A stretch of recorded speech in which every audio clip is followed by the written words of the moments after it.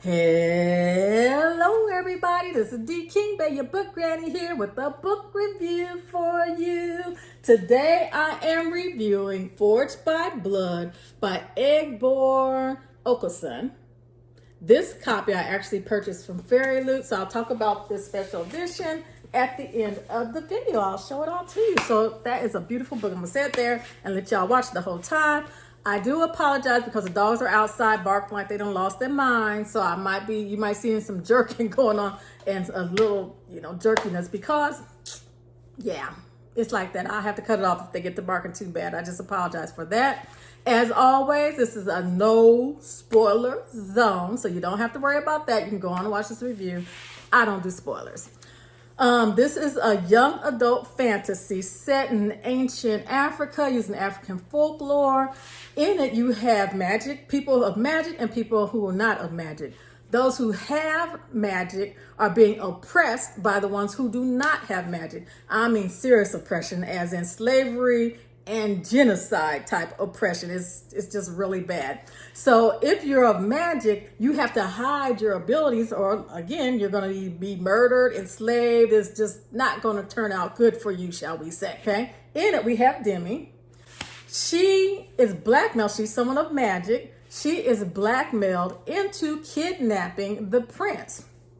Now, her and her best friend set out to go capture this prince, to go kidnap this prince. And of course, all hell gonna break loose because you can't just go kidnapping princes and stuff. That's just not the way it works. So yeah, this is not gonna look pretty for quite a while for homegirl. So that's what that's about. So that's the overall theme of the book. So let's talk about the review itself. I have to say, this is a beautiful cover, and I judge a book by its cover, so this should have been like probably my favorite book of the year, but unfortunately, I kept putting that book down. Usually when you read a book, you can't put it down. You want to miss work, you be missing meals, you be missing everything, because you want to keep on reading the book. I kept putting this one down and having to go find, I'm like, what do I do with that book? So I kept putting it down. It just didn't connect with me. I didn't connect with it, and I liked all the themes that were in it. I just couldn't connect with this book, okay? So let's talk about the book, what happens in the book. Well, not really what happens, why I feel the way I did about this book, or why maybe I didn't connect with the book. Well, we start off with Demi being 8 years old, maybe 7, 8 years old. And she seemed like a grown woman. She sounded like a grown woman. Now, don't get me wrong. I have a daughter who was born, who was born with an old soul, as we call it. I say, you was born older than me. I mean, there are kids who are like that, but they're still kids. I mean, they still have the maturity of a kid. They may speak a little bit better and be more thoughtful than other kids, but they're still kids, and you can still tell they're kids. You know what I'm saying? This girl, when she was 8, no, she didn't sound like no little 8-year at all. And like I say, I've had, we all know those kids that are old souls, so we know how that is. So now let's jump 10 years later. So she's like 7, 18 now. So now Demi, I don't know what happened in that 8 to 10 years, but somehow she reverted and now she's sounding childish. It's hard to explain. Let's say we're about to, okay, these people are oppressed. Your oppressors oppress. They kill, they maim, they rape, they do all these horrible things, right? And she's the type to say, no, and expect it to stop. Yeah, it was just, I'm like, you gonna blow your cover just to say no. I mean, it's that type of thing. She didn't do that, but that's the type of thing she does. It's just like, huh? Okay, so then there is her personality. I didn't like Demi's personality. Like I said, she was whiny. She was immature, and the world that she grew up in, they got to grow up fast, right? Because she's trying to survive. So for someone who has to survive, she was very immature. So she's the type of person, let me explain this to you. Okay, yes, we had the slavery. Let's say somehow someone felt bad about these slaves, right? So they say, hey, I don't want your daughter to have to grow up in slavery. So I'm going to have this money put aside for your daughter, but you got to figure out how to get her out of slavery situation. So this guy, he takes the money, and this did not happen in the book. And he says, okay, now he can't just take the money and run. He get caught. I mean, it's just all kind of crazy stuff. It doesn't work like that, right? So he has to find small ways to get his daughter this freedom. And let's say she's 2 or 3 years old. I'm just making it up. So he takes a little bit of that money that's meant for his daughter, and he does things to make her life better. Just little things here, little things there. Yes, she's still in slavery. Yes, she's still being oppressed. But eventually, the things that he's doing it, working his plan so that eventually he can gain her freedom. Demi here, she's the type of person that would say, hey, why did you take her money? That's her money. You shouldn't be taking her money. That's not for you to use. You're wrong. You're stealing from her. That's the type of person Demi is.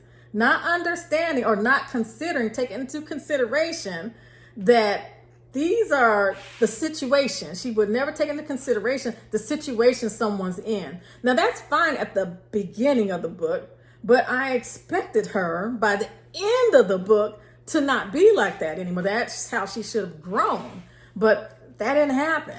So she was that type of person at the beginning of the book, and she was that type of person at the end of the book. Maybe in the next book, she will, I don't know, grow out of that, but that didn't work for me. It didn't work at all.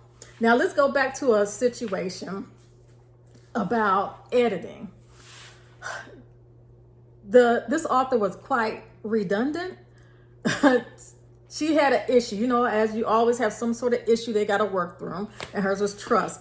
And, you know, I hate it when they're like, every other, we'll give it every few pages. We got to say, oh, but I don't trust. A few more pages. Oh, but I don't trust. But I have issues with trust. I can't stand that. It just, that grates my nerve. So I can't do that. Okay, another editing type issue. Besides also that age thing, that's something the editors hopefully will catch next time if they do some sort of flashbacks or something. But another thing was conversations. Let's say, I don't know, I'm in a party. Okay, I'm at a party and I go to this, someone invites me to this party and I'm trying to make some plans, but unfortunately, I'm surrounded by all these people who don't like me, who can't stand me, and always up in my business, okay? They don't like me. They're out to get me, right? So I'm on this party, and I'm talking to somebody else who I actually like, you know, and I'm telling all my plans and all my business in my full voice. Like, all these other people aren't around. This character, they had the bad habit when she wrote this of doing that type of thing. She'll be like, let's say we're trying to escape from something. She being all loud talking. You trying to escape, you need to be quiet. Okay, none of this yelling, oh, you're gonna do this. No, no.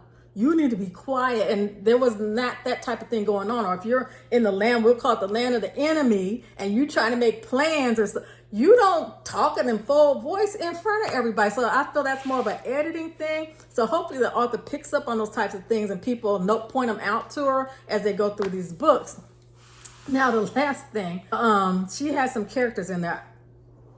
The characters, like I said, I didn't like her character, but it's the way that she presented the villains. They were like caricatures, you know what I'm saying, of villains. Like that guy, this didn't happen in the book. Like that guy, that big burly guy with that big old black top hat with the little curly Q mustache that goes out there and ties the woman, a damsel in distress, up to the railroad tracks. And they're like, ha ha ha, I did that. You know what I'm saying? It's that type of thing. And it just, yeah, I was not feeling them villains. Now, there were secondary characters that she put in there that she actually did a good job of showing their backstory throughout the book.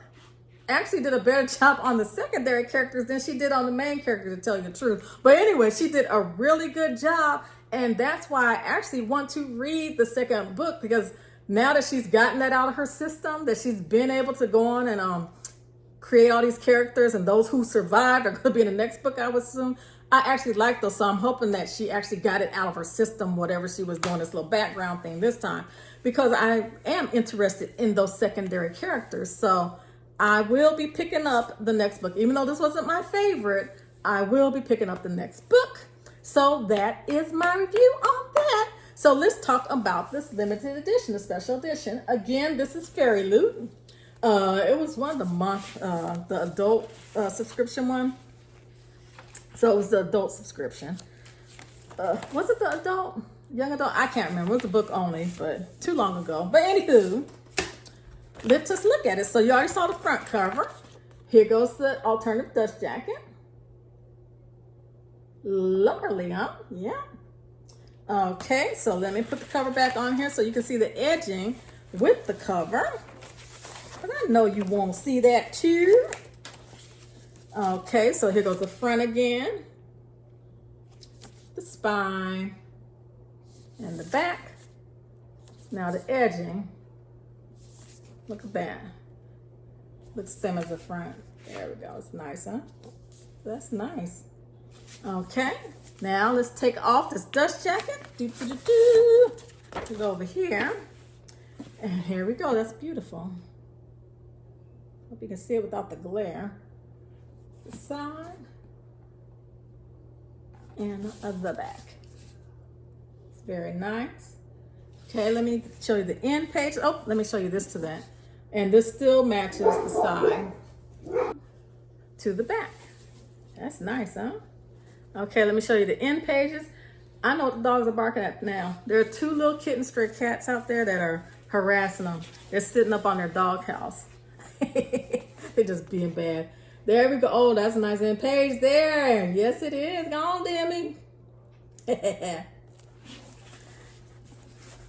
And the back. It's nice. They're both nice. Yes, you will see there's two different guys with her. That's because they have this little love triangle thing. It's very, very light going on in the book. So, yeah, that. And there's our signature page. So this is very nice. Again, I got this from Fairyloot. They don't have any more on the site. This came with one of the subscriptions. Here goes the author letter with nice artwork.